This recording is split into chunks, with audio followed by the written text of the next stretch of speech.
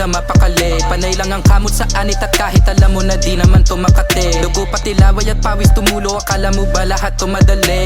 Hindi nagmamadali, akyatin ng hagdan na talagang matare. Ganyan talaga ang mga batang Pinas, talagang malakas kahit anong meta, wala kang ligtas. Talagang matigas na parang daliri ng mga kalaban.